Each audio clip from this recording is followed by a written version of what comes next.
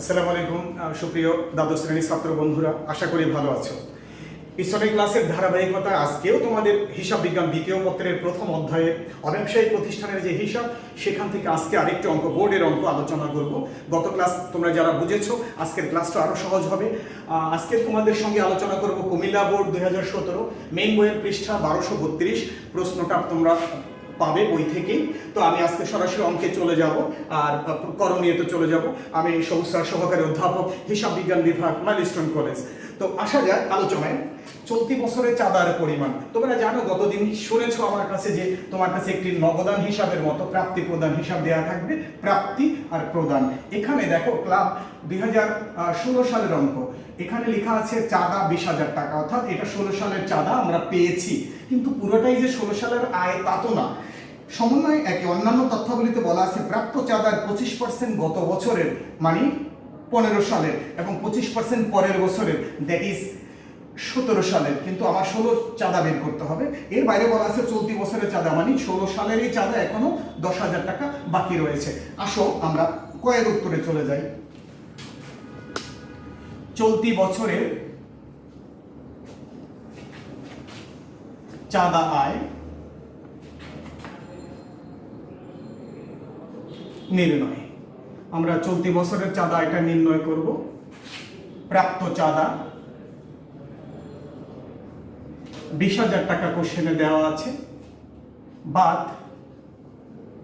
বিগত বকেয়া। এর মধ্যে বিগত সালের চাঁদা 25%, 20,000 যা পেয়েছি তার 25%, 5,000 টাকা ছিল গত বছরের, তাহলে বাদ দিলে 15,000, বাদ অগ্রিম চাঁদা 25%, এই 20,000-এর 25% অগ্রিম প্রাপ্ত চাঁদা,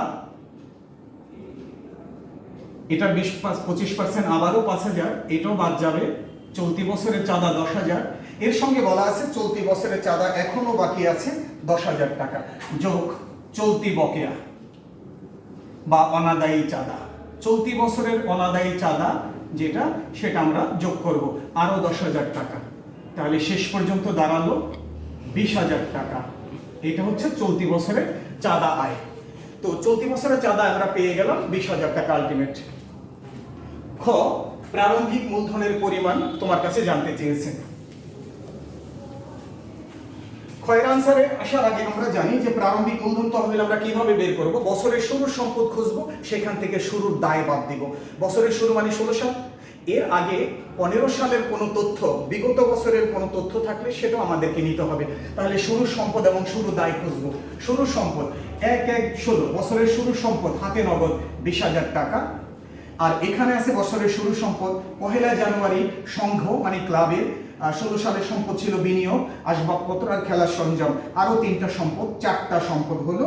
প্রাপ্ত চাঁদার 25% বিগত বছরের, আগের বছরের কোনো তথ্য থাকলেও এটা নিতে হবে। যেহেতু চাঁদা প্রাপ্তির আইটেম, আয়ের আইটেম, গত বছরের এই বছরে পেয়েছি, বাকি ছিল আয়, বাকি মানে বছরের শুরুতে এটা আমাদের সম্পদ ছিল 25%, যেটা 20,000 একটু আগে বের করেছিলাম। তো আমরা পেলাম 1টা, 2টা, 3টা, 4টা, 5টা সম্পদ। কোনো দায়ের অস্তিত্ব এখানে নেই। বিগত বছরের কোনো খরচ যদি বাকি থাকতো এই বছর শোধ করতাম, এখানে কোনো পাওনাদার ঋণ থাকলে সেটাও দায় হিসেবে গণ্য করতাম, নেই। তো আমাদের ফর্মুলা হচ্ছে মূলধন তহবিল নির্ণয় করার শর্টকাট গণনা। ক্ষয়ের আনসার প্রারম্ভিক মূলধন তহবিল নির্ণয়।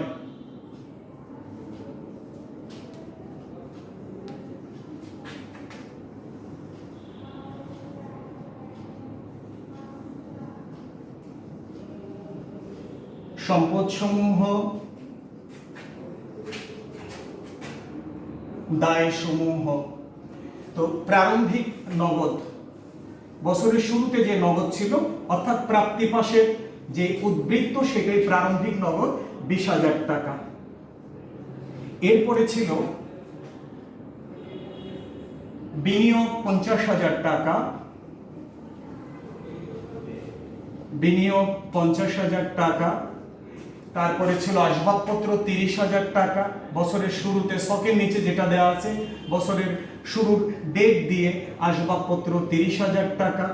এর বাইরে ছিল খেলার সরঞ্জাম 20,000 টাকা, খেলার সরঞ্জাম 20,000 টাকা। বিগত অনাদায়ী চাঁদা, গত বছরের চাঁদা যেটা এবছর পেয়েছি, প্রাপ্ত চাঁদার 25%, অর্থাৎ 20,000-এর 25%, প্রাপ্ত চাঁদা যে 20,000 কোশ্চেনে দেওয়া আছে তার 25% গত বছরেরটা এবছর পেয়েছি। কোনো দায় অঙ্কের মধ্যে ছিল না, সেহেতু আমরা মোট সম্পদ থেকে মোট দায়টা বাদ দিব। 20, 50, 70, 1,25,000 টাকা কোনো দায় ছিল না, যেহেতু এটাই বিয়োগফল 1,25,000 টাকা। এই যোগফলটা এখানে নিয়ে আসবো, 1,25,000 থেকে কিছুই নেই বিয়োগ করার, সুতরাং এটাই মূলধন তহবিল, বছরের মূলধন তহবিল বছরের শুরুতে যেটা। আমরা ক্ষয়ের অ্যান্সার রেডি করলাম, এবার আয় ব্যয় হিসাব তৈরি করবো। ডিয়ার স্টুডেন্ট, তোমরা জানো আয় ব্যয় হিসাব তৈরি করতে গেলে আমরা কোন হিসাব থেকে করব? প্রাপ্তি এবং প্রদান হিসাবের আলোকে করব। প্রাপ্তির মধ্যে যেগুলো নিয়মিত প্রাপ্তি, মুনাফা জাতীয় প্রাপ্তি, বছরে বারবার পাওয়া যায়, সেগুলো নিয়ে আমরা কাজ করব। প্রবেশ ফি আমাদের নিয়মিত প্রাপ্তি, যদি অঙ্কে বলেছে প্রবেশ ফি 2500 টাকা মুনাফা জাতীয় প্রাপ্তি, তাহলে এটা থেকে 2500 নিব। চাঁদা অলরেডি আমরা কতে বের করেছে, চলতি বছরের চাঁদার যেটা, সেটা আমরা ক থেকেই নিয়ে নিব ডাইরেক্ট 20,000 টাকা। আপ্যায়ন হতে মুনাফা, এটা নিয়মিত। খবরের কাগজ বিক্রয় নিয়মিত। আর বিনিয়োগের সুদ পেয়েছি 1,000, কিন্তু পাওয়ার কথা 50,000-এর 10% সুদ, 50,000-এর 10% সুদ 5,000, আর 4,000 টাকা যোগ করব। তো আমরা প্রাপ্তি আয় পাশে এগুলো নিব, প্রাপ্তি থেকে। আর প্রদান থেকে নিব মজুরি, বেতন, ভাড়া, মেরামত, বিবিধ খরচ। এটা সম্পদ, এটা নিব না। আর এটাও সম্পদ, এটা নিব না। নিয়মিত ব্যয় প্রথম 5টা, এগুলো নিব। আসা যাক আয় ব্যয় হিসাব কিভাবে আমরা প্রস্তুত করি, সব কাটবো এবং আমরা অঙ্কটি দেখাবো। মনোযোগ ধরে রাখার জন্য বিশেষভাবে বলা হলো।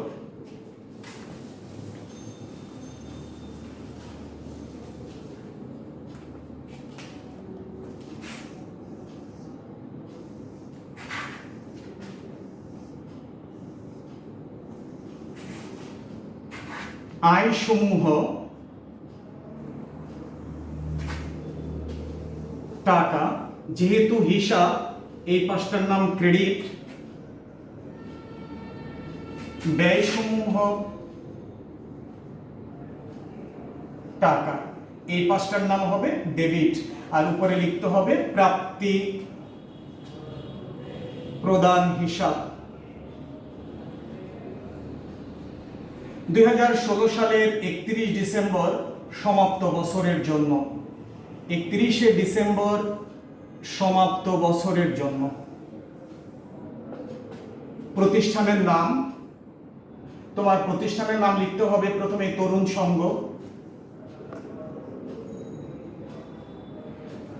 এবার আমরা ব্যয় পাশ করব। প্রথমে মজুরি 6,000 টাকা,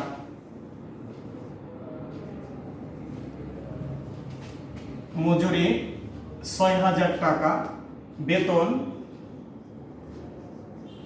কোনো সমন্বয় নেই যেহেতু সরাসরি লিখব। ভাড়া, এটা নিয়মিত ব্যয় 3,000 টাকা। মেরামত নিয়মিত ব্যয়, মেরামত 2,000 টাকা। বিবিধ খরচ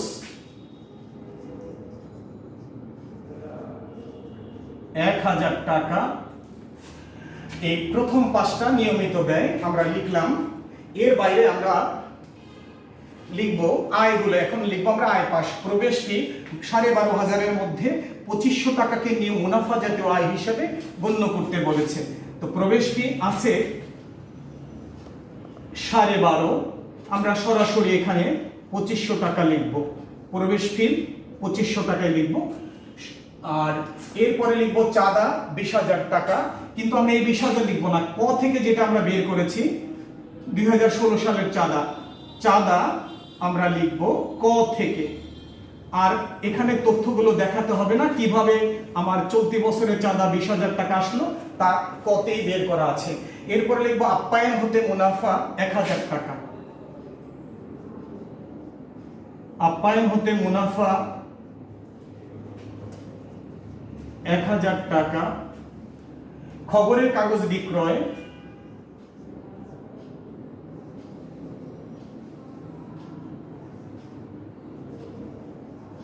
3,500 টাকা। বিনিয়োগের সুদ বিনিয়োগ থেকে সুদ পেয়েছি 1000, আর বিনিয়োগের সুদ 10% পাওয়ার কথা, বিনিয়োগের সুদ 10%, 50,000-এ 10% 5,000, পেয়েছি 1000।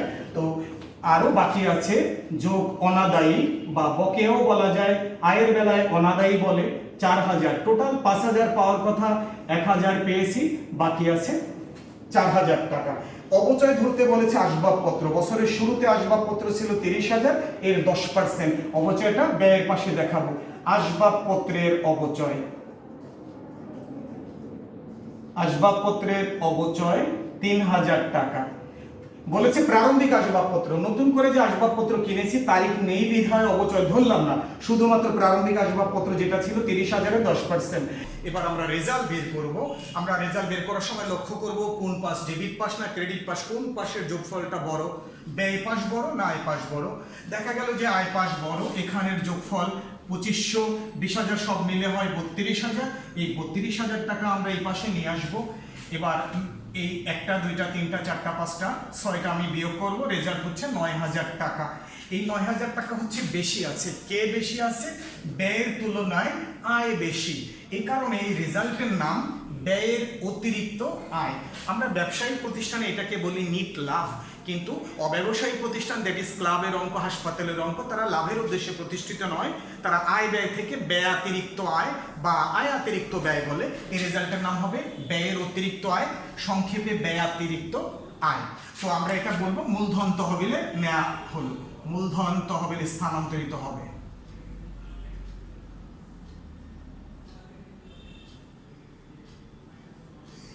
এটাই এই পর্যন্ত, আজকে এই পর্যন্ত। সবার জন্য শুভকামনা জানিয়ে আজকের ক্লাস এখানেই শেষ করছি। আল্লাহ হাফেজ।